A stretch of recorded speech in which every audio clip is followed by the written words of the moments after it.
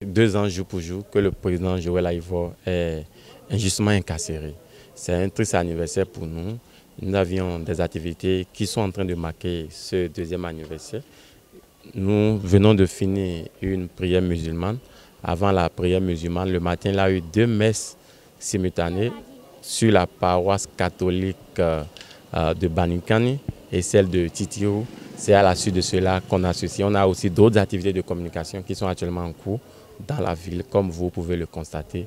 Mon message à l'endroit du professeur: professeur, tenez bon. Ne lâchez pas, tenez bon. Dieu est le maître des temps.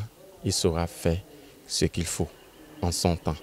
Au chef de l'État, je voudrais lui demander de mettre en exergue tout ce qu'il a comme pouvoir pour faire en sorte que la liberté soit du côté du professeur Frédéric Joël Aïvo, de notre maman Rekia Madougou et de tous les autres prisonniers politiques, aussi des exilés politiques, pour que la paix véritable puisse revenir dans le pays, ce qui est le gage d'un développement durable.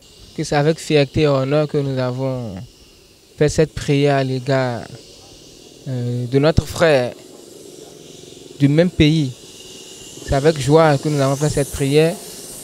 Nous sommes émus d'avoir fait cette prière à l'égard de notre frère et je tiens à dire merci à tous ceux qui ont eu cette idée, cette initiative de bien vouloir faire des prières à l'égard du professeur Joël Aïvo, de Rekia Madougou et de tous les exilés politiques, parce que notre prière n'a pas été seulement à l'endroit de Joël Aïvo, mais également à l'endroit de Rekia Madougou et bien d'autres détenus politiques. Et c'est également l'occasion à nous également de faire des prières pour des personnes qui sont détenues sans raison dans les prisons en quelque sorte.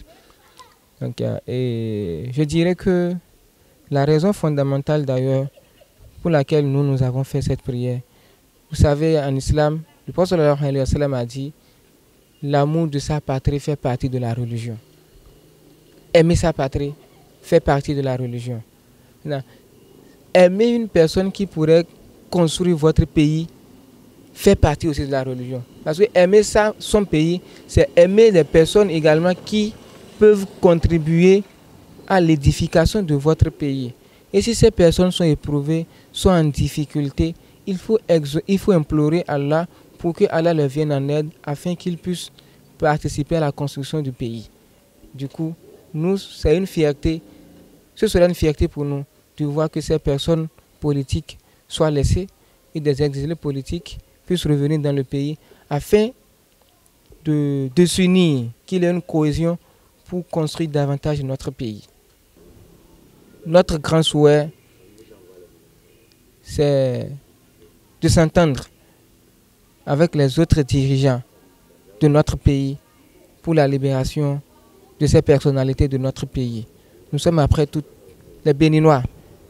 Nous leur demandons de bien vouloir s'unir, de s'entendre afin qu'il y ait la libération et le retour des exilés politiques dans notre pays. Nous savons qu'ils ont cette compétence-là. C'est vrai, tout dépend de Dieu. Et nous implorons Dieu de bien vouloir les assister pour qu'ils prennent cette bonne décision de bien vouloir laisser nos détenus politiques, les exilés également politiques. Quoi qu'on dise, quoi qu'on fasse, ils ont une famille qu'ils nourrissent. Ils ont des familles qui sont à leur charge. Par exemple, le professeur Joël Aïvo est un enseignant à l'université.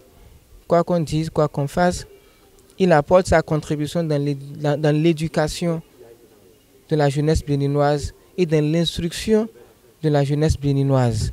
Donc, il est utile à la communauté béninoise et même à la communauté internationale.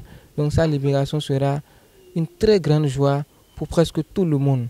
Donc, sur ce, nous implorons nos dirigeants politiques à faire table rase des quiproquos qui puissent exister entre eux afin que ces détenus politiques soient libérés.